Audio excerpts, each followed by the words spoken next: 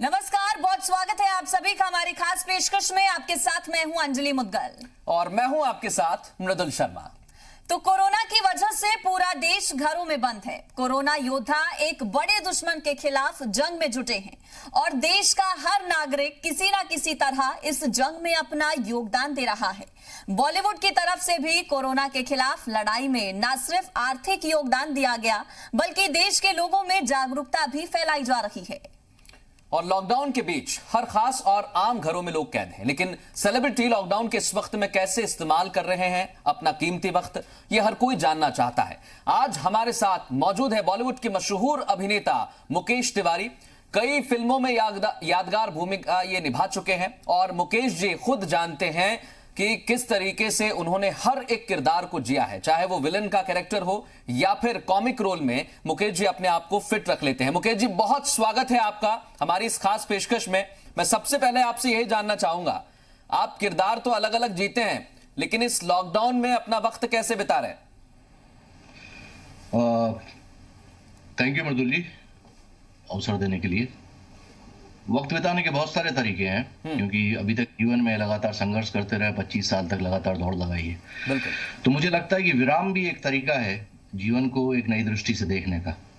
सो विराम में भी अपने आप को पाया जा सकता है। हालांकि थोड़ा सा मुश्किल होता है कि शारीरिक तौर पे तो आप अपने आप को हष्ट पुष्ट रख लेते हैं, लेकिन सबसे बड़ी समस्या इस तरीके के लॉकडाउन में आती है कि जहाँ पे आप पे एक मानसिक दबाव किस्म का होता है। सो आपको मानसिक तौर पे स्वस्थ रहना बहुत आवश्यक है और उसमें बहुत आवश्यक है कि आप सकारात्मक सोचें, क्योंकि सिर्फ आप नहीं है जो लॉकडाउन में है, सिर्फ मैं नहीं हूं जो सिर्फ लॉकडाउन में है, पूरा हिंदुस्तान है, पूरा विश्व है। सो इसको बहुत ही सकारात्मकता से लेना चाहिए। निश्चित तौर पे थोड़ी घुटन होती है, लेकिन उस घुटन का धनात्मक पहलू ये है कि वो पूरे समाज के लिए, पूरे विश्व के लिए, आपके लिए, आपके परिवार के लिए बहुत अच्छा है। मुकेश जी, एक सवाल है मेरा, बहुत इंपॉर्टेंट सवाल है ये, क्योंकि जब हम कैरेक्टर्स की बात करते हैं तो कुछ विलन के कैरेक्टर बहुत याद आते हैं हमें, चाहे वो गब्बर हो, शाकाल हो, और उसके बाद अगर किसी खलनायक को याद किया जाता है तो वो मुकेश जी ने किरदार निभाया, वो है जगीरा। और जगीरा का रोल निभाने के लिए भी आपको इसी तरह से लॉक होना पड़ा था। मुझे याद है कि आपने अपने आप को तैयार करने के लिए लगभग 1 महीने से ज्यादा का वक्त लिया था, और ऐसा ही कुछ समय अभी चल रहा है। तो कैसे रिलेट करते हैं मुकेश जी आप? वो एक उद्देश्य था कि स्वयं के करियर के लिए था, लेकिन ये सबके भविष्य के लिए है। वो लॉकडाउन में सिर्फ अपने करियर के लिए था, मनोरंजन के लिए था, लेकिन ये लॉकडाउन जीवन की सार्थकता के लिए है। और ये लॉकडाउन अपने परिवार को बचाने के लिए, समाज को बचाने के लिए, देश को बचाने के लिए, कि कम से कम मनोरंजन का संक्रमण फैले तो उसमें सकारात्मकता है, लेकिन जब कोरोना का संक्रमण फैलता है तो उसमें नकारात्मकता है। सो ये दोनों अंतर मैं देखता हूँ। सो मैं समझता हूं कि तब मैंने अपने आप को संवारा था, लोगों के सामने एक नए तरीके से पेश किया था चाइना गेट के समय, और मुझे लगता है कि मैं और सशक्त तरीके से और गंभीर तरीके से सोच के और परिपक्व तरीके से लोगों के सामने पेश आऊंगा। एक लंबा वक्फा मिला है सोचने के लिए अपने बारे में, और मैं इसको बार बार कहता हूं कि आत्मसंज्ञान का समय है ये, और स्वयं के विषय में भी सोचने का विषय है, क्योंकि हम हमेशा दूसरों के विषय में बात करते हैं, दूसरों के बारे में बात करते हैं, लेकिन हम अपने आप को वक्त सही में नहीं दे पाते हैं। हम अपने आप से बातें कभी नहीं कर पाते हैं। हमारा मन हमसे क्या कहना चाहता है, हमारा मस्तिष्क हमसे क्या कहना चाहता है, कई बार हमारा शरीर भी हमें अलर्ट दे रहा होता है, लेकिन हम उसकी नहीं सुनते हैं। सो जीवन की आपाधापी में थोड़ा सा वक्त मिला है, तो इसको बड़े पॉजिटिवली लिया जाए और इस तरीके से परिपक्व तरीके से पेश आया जाए उससे। बिल्कुल। मुकेश जी उर्फ वसूली भाई आपको हम कहेंगे, आपने बात की पॉजिटिविटी और नेगेटिविटी की। सर, कैसे डिफरेंशिएट इस टाइम को, चूंकि ज्यादातर जो लोग हैं वो समझ नहीं पा रहे, पैनिक लोग कर रहे हैं, परेशान हो रहे हैं, कह रहे हैं कि घर पर हम बोर हो रहे हैं। तो हम वसूली भाई से जानना चाहेंगे कि पॉजिटिव वे में कैसे इस टाइम को लिया जाए। मुझे लगता है कि बोर होना बेहतर है, कि उसके अलावा आपके सामने एक विकल्प है कि आपका फोटोग्राफ आपके फ्रेम में टंगा हुआ और उस पर एक माला टंगी हुई हो। सो बेटर है आप थोड़ी सी बोरियत सह लें, क्योंकि आप फिर किस्से कहानियों में रह जाएंगे, और बोरियत में कम से कम आप अपने आप से बतिया सकते हैं, अपनी फैमिली से बतिया सकते हैं, बहुत अच्छा कुछ पढ़ सकते हैं, बहुत अच्छी फिल्में देख सकते हैं। सो हर व्यक्ति समझ रहा है। मुझे बड़ा आश्चर्य इस बात पे होता है कि हम सब लोग एक दूसरे को समझा रहे हैं, और ये एक ऐसा समय है कि सब कोरोना की इतनी बारीकियां समझ चुके हैं कि कैसे होता है, किस किस तरीके से उनके लक्षण हैं और कैसे बचा जा सकता है, पूरी रिसर्च हो चुकी है। और हर व्यक्ति मुझे लगता है कि इस पर रिसर्च पेपर लिख सकता है, लेकिन वो अपने आप को बांध नहीं पा रहा है। या तो उसके अंदर बहुत ज्यादा एंजाइटी है, या वो देख लेना चाहता है कि बगल वाला तो नहीं निकल के आ गया है, कहीं मैं कोई पान की गुमटी तो नहीं मिस कर रहा हूँ, कहीं मैं चाय की दुकान तो नहीं मिस कर रहा हूँ। और ये जो मिस करने के जो उत्कंठा जो है, कहीं ऐसा ना हो कि आप अपने आप को मिस कर दे। सो प्लीज अपने आप को संभालिए, क्योंकि मैं समझ नहीं पा रहा हूँ कि सब जब हम एक दूसरे को समझा रहे हैं, जब हमें बिल्कुल पता है कि ये इससे हो सकता है, हाथ धोने से बचा जा सकता है, सैनिटाइज करके रहिए, स्वच्छ रहिए, उसके बाद भी यदि हम इस तरीके की समस्या को नहीं समझ पा रहे हैं तो इसको बचपना ही कहेंगे ना। बिल्कुल।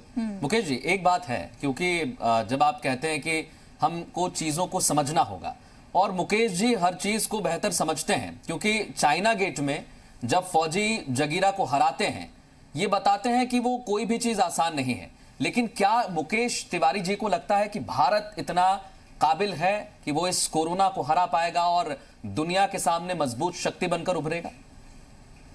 शक्ति तो हम हैं, उसको बार बार सिद्ध करने की कोई आवश्यकता है नहीं। बिल्कुल। और परिपक्व भी हम बहुत हैं। हमने हमारा जीवन दर्शन, हमारा साहित्य, हमारी संस्कृति, हमारा पूरा हिंदुस्तान का संघर्ष, हजारों वर्ष से हमने संघर्ष झेला है, उसके बाद हमें आजादी मिली है, एक अपनी पहचान मिली है। और मुझे नहीं लगता कि इतनी बेवकूफी करके, इतनी बेतुकेपन में हम अपनी वो आजादी, अपनी पहचान खो देंगे। निश्चित तौर पे हम लोगों को गाइड कर ही रहे हैं। आज 50 देशों में हम अपने यहाँ से दवाई भेज रहे हैं। कल मैंने देखा, मुझे बहुत फक्र हुआ इस बात पे कि स्विट्जरलैंड जैसे देश में वो अपने सबसे बड़े पर्वत श्रृंखला को तिरंगा उस पर बना देते हैं। तो फक्र है, लोगों से बांट रहे हैं। बहुत सेल्फ सेंटर्ड लोग नहीं है हम, बहुत आत्म केंद्रित व्यक्ति नहीं है हम हिंदुस्तान के लोग। हमें पता है कि अन्य लोग भी संकट में उतने ही हैं जितने हम हैं, लेकिन हमारी प्राथमिकताएं में वे भी लोग शामिल हैं और पूरा विश्व उसमें शामिल है। सो हमने देने की परंपरा के हम लोग हैं, हम सनातनी परंपरा से आए हुए लोग हैं। सो निश्चित तौर पे हम उन्हें गाइड करेंगे, और हिंदुस्तान से ही शायद ये शब्द गया होगा, संयम और संकल्प। बिल्कुल। और ये संयम और संकल्प ये बहुत महत्वपूर्ण शब्द हैं। मात्र शब्द तरीके से उन्हें ना लिए जाए, उनकी गहराई को समझा जाए। बिल्कुल। यदि हम और यही दो शब्दों का इस्तेमाल प्रधानमंत्री ने भी किया था। मुकेश जी, जगीरा, वसूली भाई और ना जाने ऐसे कितने किरदार आपने निभाए हैं जो आज भी लोगों की जुबान पर रहते हैं। आपसे जानना चाहेंगे कि मुकेश जी ने सबसे ज्यादा कौन से रोल्स को एंजॉय किया है? विलन के रोल आपने निभाए हैं कई फिल्मों में, कॉमेडी भी आपने की है कई फिल्मों में। एंजॉय आपने सबसे ज्यादा कौन से रोल को किया आपने? और निश्चित तौर पे चुनौतियां होती हैं कि सीरियस रोल करना अपने आप में एक कहीं ना कहीं अपनी आप बयानगी होती है, लेकिन थोड़ा सा कॉमेडी करना मुश्किल होता है, क्योंकि कॉमेडी में मैं मानता हूं कि आपको अपनी वो परतें खोलना पड़ती हैं जो कि समाज जिस तौर पे आपको स्वीकारता नहीं है। क्योंकि एक विडंबना है कि जब आप लोगों को डराते हैं, यदि आप विलेन का रोल करते हैं, तो लोग, समाज आपको सम्मान की दृष्टि से देखता है, या दर्शक आपको सम्मान की दृष्टि से देखता है। लेकिन जब आप हंसाते हैं तो आप हंसाने वाले व्यक्ति को उतने सम्मान की दृष्टि से नहीं देखते। और ये एक विडंबना है, चाहे वो चार्ली चैपलिन के साथ हुई हो, चाहे और भी विश्व के महानतम लोगों के साथ हुआ हो जो हंसाते हैं। हालांकि मैं उस श्रेणी में नहीं आता हूं कि चार्ली चैपलिन एक महानतम शख्सियत रहे हैं इस विश्व की। सो वहां एक चुनौतीपूर्ण होता है, क्योंकि आप अपने आप को एक बहुत ही ढर्रे में देखना चाहते हैं, आप अपने आप को बहुत खूबसूरत सा देखना चाहते हैं, लेकिन जब आप हंसाते हैं तो आपको अपने जीवन के वे पक्ष भी दिखाने पड़ते हैं कि देखो मैं बेवकूफ भी हूँ। और लोग आपकी बेवकूफियों पे हंसते हैं, आपकी नादानियों पे हंसते हैं, और बार बार उस गलती पे हंसते हैं जिसको आपको नहीं दोहराना चाहिए था। सो कॉमेडी करना थोड़ा सा मुश्किल हो जाता है, लेकिन एक मुझे लगता है कि वो भी आत्मसंज्ञान है, वो भी आप अपना एक पक्ष देखते हैं जी। वो जिस तरीके से आप अपने आप को नहीं देखना चाहते, तो थोड़ा सा मुश्किल होता है कॉमेडी करना, क्योंकि आपको पूरे तरीके से अपने आप को तोड़ना पड़ता है। मुकेश जी, मैं थोड़ी सी एक कहानी आपको बताना चाहूंगा, क्योंकि मैंने सुना है, हम सभी ने ये सुना है कि जब आप सागर में रहकर पढ़ाई करते थे तो भोपाल आना जाना आपका हुआ करता था, लेकिन ये भी कहा जाता है कि उस समय किराया नहीं देते थे आप लोग। तो क्या ये सच है कि उस वक्त वसूली भाई का किरदार निभाते थे? वो एक वाक्या है कि हम लोग एक नाटक करने आए थे भोपाल भारत भवन में, तब हम राष्ट्रीय नाट्य विद्यालय में पढ़ रहे थे, और 1 महीने के लिए हम लोगों ने प्रोफेसर कॉलोनी में किराए पे वो लिया हुआ था, और निश्चित तौर पर उस वक्त पैसा नहीं था क्योंकि स्कॉलरशिप सिर्फ 250 रुपये थी। हाँ हाँ। लेकिन नाटक करने की ललक थी और भारद्वाज के साथ जुड़ने का वो था, तो रॉबिन दास के साथ प्ले किया था। तो हालांकि मिश्रा आंटी थी, मुझे अच्छे से याद है, वो प्रोफेसर कॉलोनी में इनके एक कमरे में हम रहते थे और गर्मियों का यही वक्त था, अप्रैल का ही समय रहा। तो हम लोग गीली चादर करके उड़ा करते थे, मैं था, आशुतोष राणा थे साथ में। सो हम लोग थे, लेकिन आंटी जी का हम लोगों ने कर्ज एक बार चुकाया था कि कटाई के जो गेहूं आए थे, तो हम लोगों ने बांटा गेहूं, 6 आशुतोष राणा ने अपने कंधे पे उठाए थे, 6 मैंने अपने कंधे पे उठाए थे। तो ये आरोप नहीं लग सकता कि हम लोग किराया नहीं देते थे। हाँ, लेकिन वो बहुत ही अच्छी यादें हैं। वसूली बाई का तो किरदार नहीं था क्योंकि वसूली बाई तो बेचारा है, वो अपना ही पैसा वसूल लेता। बिल्कुल। मुकेश जी, एक छोटा सवाल और है मेरा, क्योंकि आपको जब हम देखते हैं, पढ़ते हैं, तो सफर वो है जो आपने तय किया है सागर से मुंबई तक का, और ये इतना आसान नहीं होता है, कोई गॉडफादर नहीं है। आप मुंबई जाते हैं, हालांकि आपने मेहनत बहुत की है, हमने देखा है, पढ़ा है आपके बारे में। तो कैसा ये पूरा सफर रहा मुकेश जी, अभी आप कैसा महसूस करते हैं? सुखद रहा है, और हमारा सामने कोई विकल्प नहीं था। हम दाएं बाएं नहीं हो सकते थे, हमारा फोकस यहाँ वहां होने की कोई गुंजाइश नहीं थी, क्योंकि हम एक छोटी सी जगह, सागर जैसी जगह से आते थे। लेकिन एक बहुत बड़ा संबल भोपाल था, भोपाल का भारत भवन था, वहाँ का उच्च किस्म का रंगमंच था और वहाँ से निकले हुए कलाकार थे। तो और हमारे सामने एक ही विकल्प था कि हमें सीख के आगे बढ़ना है। और हालांकि मेरी माँ हमेशा कहती थी कि जो भी करना वो ट्रेनिंग के साथ करना, और तब उन्हें नहीं पता था कि राष्ट्रीय नाट्य विद्यालय जैसी कोई जगह होती है। और वो हम लोग जी वहाँ रहते हुए वहाँ से ट्रेनिंग ली। मैंने कभी नहीं सोचा था सपने में कि मैं फिल्म्स करूंगा या फिल्म में मुझे लोग इतना पसंद करेंगे, इतना प्यार देंगे। मेरा एक ही लक्ष्य था कि मैं एक समझदार किस्म का अभिनेता बनना चाहता हूँ, जिसके सामने समझ हो, जब कोई किरदार वो पेश करे तो अपनी समझ के साथ पेश करे। और अभी तक की यात्रा निश्चित तौर पर सुखद रही है, और इसमें सब दर्शकों का ज्यादा बड़ा योगदान है, क्योंकि हम अभिनेता लोग भूल जाते हैं कि हम अपनी ही व्यथा बताते रहते हैं, हम अपना ही संघर्ष गाते रहते हैं, लेकिन हमें बनाने वाला होता तो जनमानस है। क्योंकि यदि वे हमें स्वीकार नहीं करेंगे, यदि वे हमारी मीन मेक नहीं निकालेंगे, यदि वे हमें तालियां बजा के स्वीकार नहीं करेंगे, तो मुकेश तिवारी जैसा व्यक्ति कहाँ पैदा होता है फिर। बिल्कुल। और सर, ये ऐसा वक्त है अभी मौजूदा समय की अगर हम बात करें तो ऐसा वक्त शायद ही वापस कभी लौट कर आएगा। ऐसे समय में आपसे जानना चाहेंगे, आपके फैन फॉलोइंग बहुत जबरदस्त है, इससे बेहतर वक्त और मौका कोई नहीं हो सकता। कुछ ऐसा आपसे जानना चाहेंगे आपके ही बारे में, आपके मुंह से, जो अभी तक किसी को नहीं पता। मैं मतलब ये बड़ा मुश्किल से सवाल आपने पूछ लिया कि एकदम त्वरित उत्तर दे पाना बहुत मुश्किल होगा कि मेरे विषय में नहीं पता। मैं थोड़ा सा, मैं क्या बताऊं कि मैं अलग अलग किरदार करता रहता हूं, तो लेकिन मुझे एक बात है कि मैं बहुत ही सुमड़ी में रहना पसंद करता हूं। ये मुंबई की लैंग्वेज है, लेकिन मैं बहुत ही खामोश सा व्यक्ति हूं, बहुत ही चुपचाप रहना पसंद करता हूं, क्योंकि मेरे उस चुपचाप रहने में मैं क्या है कि मैं लोगों को सुन पाता हूं, और उनके सुनने से ही मुझे बहुत कुछ सीखने मिलता है। सो मैं I am a good listener, और मेरा आधा काम खत्म हो जाता है, क्योंकि फिर मुझे और ज्यादा नहीं पढ़ना पड़ता है, क्योंकि जब लोगों ने 50 लोगों ने पढ़ा होता है और उनको मैं सिर्फ सुनता हूँ और फिर रात में उनको गुनता हूँ। सो उससे मेरी काफी मुश्किलातें आसान हो जाती हैं, क्योंकि आज के वर्तमान समय मुझे लगता है कि हम बहुत प्रतिक्रियावादी होते जा रहे हैं, और इतने सारे ऐप्स हमारे पास हैं कि हमारे पास अपने आप के लिए वक्त नहीं है, हम सुन नहीं पाते एक दूसरे को। और अभी तो बड़ा मजा आ रहा है कि लोगों के जब कॉल्स आते हैं, जब मैं लोगों से फोन पे बात करता हूँ, तो मिनिमम लोग 30 मिनट फोन पे बात करते हैं। लोगों के सुर बड़े ऊंचे होते हैं, वो फोन नहीं काटना चाहते, उनको अच्छा लग रहा होता है। और वही मार्च के महीने के फर्स्ट वीक में या फरवरी में हम लोगों के फोन अटेंड नहीं करते थे, लोग हमारे अटेंड नहीं करते थे, और बात भी करते थे तो बोलते थे कोई ऑफिस जा रहा है, कोई कहीं जा रहा है। तो मुझे लगता है ये एक दूसरे के वृतांत, एक दूसरे का समय, एक दूसरे के भावनाएं, एक दूसरे का अनुभव बांटने का समय है।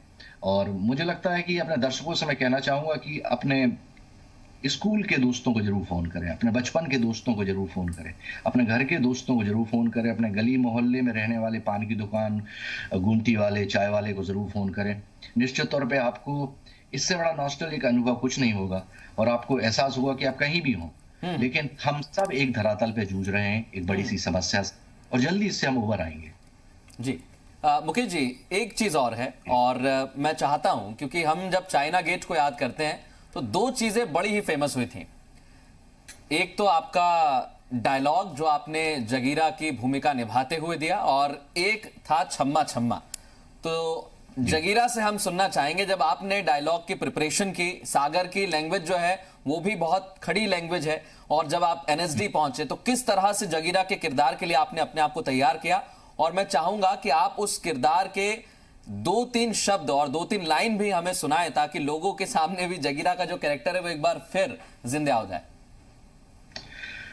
जहां तक तैयारी का विषय है तो 6 महीने का वक्त मुझे राजकुमार संतोषी जी ने दिया था कि मुझे वजन बढ़ाना था। 100 किलो की होना था, 104 केजी तक पहुंचना था। जैसा मैं दिख रहा हूं अभी वैसे ही कदकाठी का था। तो मैंने कहा चलो इस चुनौती के तौर पे लेते हैं। लेकिन जब संवाद मेरे सामने आए तो वे अंग्रेजी में थे, उनको हिंदी में तर्जुमा करना था। और मैंने राज जी से रिक्वेस्ट किया कि सर इसको मैं बुंदेली में बोल के आपको सुनाता हूँ, इसको यदि बुंदेली में पेश किया जाए। बुंदेलखंड एक बहुत बड़ा इलाका है और बड़ी प्यारी सी बोली है उसकी। और हालांकि वहाँ की बोली को बहुत ठेठ समझा जाता है, लेकिन उस ठेठ पने में बड़ा अपनत्व है और बड़ी मायने वाली होती है वो कि मतलब बहुत ही मेटाफोरिक सी लैंग्वेज है वो। और उसको सिर्फ शब्दों या सिर्फ तो बोली है। मैंने कहा सर इसका बड़ा प्रभाव पड़ेगा। मैंने उनको उदाहरण भी दिया, गंगा जमुना का उदाहरण दिया, लेटेस्ट मैंने कहा लगान का उदाहरण भी दिया, वहाँ भी यूज हो रही है। और मैंने उन 10 फिल्में भी हिंदुस्तान की बताई सर की जो सबसे ज्यादा आम जनमानस तक पहुंचती है, उसमें पावर बोली का है उसमें। तो बोले बोल के दिखाओ, तो मैंने उनको बोल के दिखाया। बोले ठीक है इसको ट्राई करते हैं। और फिर मैंने वो संवाद रातों रात राजकुमार संतोष जी का बैठ के लिखे, बार बार रिएक्ट भी हुए, कुछ कठिन शब्द भी आते थे क्योंकि बड़े से जनमानस के सामने बोली को सहज करके पहुंचाना था। तो वो बात स्वीकार हुई और पहली बार जब सेट पे क्लैपिंग हुई तो मुझे लगा नहीं ये बात पहुंच जाएगी और इसको विलेन को नए तरीके से लोग लेंगे। और पहला पड़ाव तो मैं क्रॉस कर चुका था, दूसरा फिर वेशभूषा के लेके थी। तो वो 6 महीने मुझे मिले थे, मैंने बाल दाढ़ी बढ़ाए, वेट बढ़ाया, नहाया नहीं 30-40 दिन तक। मुझे लगा कि मैं बहुत ही सॉफ्ट किस्म का व्यक्ति हूँ, मैं विलेन कहीं से नहीं लगता हूँ। तो मुझे लगा कि पहला काम ही मुझे वैसा करना चाहिए कि मुझे स्वयं के प्रति स्वयं तृष्णा होनी चाहिए। और मैं जो अपने आप को जब हेट करने की स्थिति में आया तो मैंने राज जी से बोला राज जी अब मैं शूट के लिए तैयार हूँ। और राज जी ने पहला सीन ही मेरा वो किया जहाँ मैं नसीर सर के साथ में उनकी किलिंग का सीन करता हूँ। बहुत कठिन सीन था, कठिन इन द सेंस कि नसीर सर मेरे गुरु हैं और उनको फेस करना आम जिंदगी में तो बात अलग है, कैमरे के सामने फेस करना एक बहुत ही डिफिकल्ट टास्क था। और नसीर साहब ने मुझसे कहा भी कि सब भूल जाओ, ये भी भूल जाओ कि मैं कौन हूँ, तुम मुकेश तिवारी कौन हो, सिर्फ जगीरा खड़ा है और एक चरित्र खड़ा है, वो चरित्र को आपको मारना है। सो उन्होंने काफी मुश्किलातें आसान की और वो था।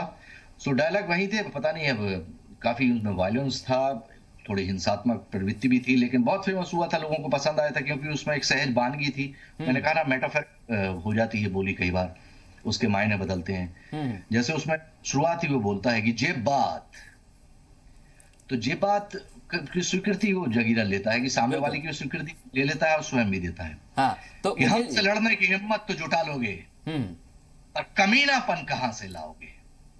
सो यहाँ पे पूरा जगीरा का कैरेक्टर डिफाइन हो जाता है कि he is not a courageous person, बहुत ही साहस व्यक्ति नहीं है, बहुत कनिंग व्यक्ति। और इसलिए वो कनिंगनेस से निकला था कि लोमड़ी का दूध पी के पला है ये जगीरा, मेरे मन को भाया, मैं कुत्ता काट के खाया। ये तो इस तरीके ये संवाद जो है, ये मुझे लगता है सागर से आप आते हैं और बुंदेली भाषा जो है वो संवाद का जो टच है वो हमें यहाँ पर देखने को मिला और इसलिए मुझे लगता है कि लोगों ने बड़ा पसंद किया इसे, एक अलग तरीके का किरदार और मुकेश जी ने इस तरीके से उसे निभाया, इसलिए मुझे लगता है ये और ज्यादा पसंद किया गया। अब ये तो दर्शकों का प्यार है, अब उसको अपन बहुत ही उसकी मीमांसा करेंगे तो कई बार होता क्या है कि काम करके भूल जाना चाहिए। और इसलिए मैं कहता हूं कि बोली एक बहुत ही सशक्त माध्यम है, उसमें अपनत्व है और भाषा एक शैली का निर्माण करती है, लेकिन बोली अपने आप को जोड़ लेती है। इसलिए मैंने कहा उसमें बड़ा उपमा है, उसमें बड़ी मेटाफोरिक सी हो जाती है, लोग उसके मायने अपने तरीके से निकाल सकते हैं। और हिंदुस्तान का प्रत्येक व्यक्ति या विश्व का प्रत्येक व्यक्ति पलता तो अपने ही अंचल में है, अपने आंचलिक बोली के परिवेश में ही है। बाद में आके हमारी रोजी रोटी की समस्याएं, अपनी अस्तित्व की समस्याएं हमें भाषा की तरफ ढकेल देती हैं, लेकिन मूल अभिव्यक्ति तो हमारी होती बोली है। जी बिल्कुल। मुकेश जी, चाइना गेट 1998 जगीरा से शुरू करते हुए पागलपंती, बाबा जानी या फिर गोलमाल वसूली भाई की बात करें, कितना डिफरेंस आया है सर, कितना बदलाव आया है आपको लगता है और कैसे उस बदलाव को महसूस किया आपने? बहुत कुछ बदल गया है, दर्शकों का देखने का तरीका बदल गया है। पहले सिनेमा घर में जाना अपने आप में एक बहुत ही एक्साइटमेंट सा होता था, खिड़कियों पे लाइन लगती थी, ऊपर से ऐसे लांग के लोग जाते थे, टिकट खरीदते थे। लेकिन अभी वेब सीरीज ने थोड़ा सा वक्त बदल दिया है, लोगों के हाथों में अपना अपना सिनेमा घर आ चुका है। सो एक बदलाव आया है, सकारात्मक बदलाव के तरीके से मैं उसको देखता हूँ, उसमें मैं कोई भी नकारात्मक नहीं देखता हूँ। अच्छा है, लोगों तक चीजें पहुंची हैं, कंटेंट में बहुत ज्यादा बदलाव आया है, अभिनय की शैली में बहुत ज्यादा बदलाव आया है, कहीं ना कहीं स्वाभाविक करने की दृष्टि में लोगों ने होमवर्क करना भी बंद किया है, ये भी बहुत बड़ा बदलाव आया है। प्रेजेंटेशन में भी बहुत बदलाव आया है। और हाँ, सबसे महत्वपूर्ण बदलाव में जो देखता हूँ इन 20 सालों में या 22 सालों में कि हर किस्म का सिनेमा अब सराहा जाने लगा है। हर किस्म के सिनेमा के लिए दर्शक वर्ग है ये, और कंटेंट वाला सिनेमा भी है। पहले अजीब सा एक दृष्टिकोण था, लोगों का बांध देते थे कि ये कमर्शियल सिनेमा है, ये पैरेलल सिनेमा है। पैरेलल सिनेमा को सिर्फ कला प्रेमी लोग देखते थे, कमर्शियल सिनेमा को सिर्फ कामगर वर्ग या पैसे वाला वर्ग देखता था। सो उस तरीके से भेद अभी मिटा है। जो अच्छा सिनेमा है, जो कंटेंट का सिनेमा है, जो कंटेंट के साथ मनोरंजन देखता है। और हाँ, पूरे वर्ल्ड वाइड अभी आपके पास नेटफ्लिक्स भी है, अमेजॉन भी है, पूरे वर्ल्ड वाइड प्लेटफॉर्म्स है, पूरे विश्व का सिनेमा एक साथ देख रहे हैं। 20 साल पहले ऐसा नहीं था। पहले आप एलसीडी पे फिल्म देखते थे या डीवीडी पे फिल्म देख लेते थे, तो तब बड़ी छोटा सा वर्ग था उस तक पहुंच पाता विश्व सिनेमा तक। अभी हर व्यक्ति पहुंच सकता है विश्व सिनेमा तक, चाहे वो ऑस्कर की सीरीज हो, चाहे वर्ल्ड सिनेमा हो, एवरीवेयर। सो रीच बहुत ज्यादा है और दर्शकों की परिपक्वता भी बढ़ी है। तो मुझे लगता है कि सिनेमा भी हिंदुस्तान का परिपक्व हुआ है।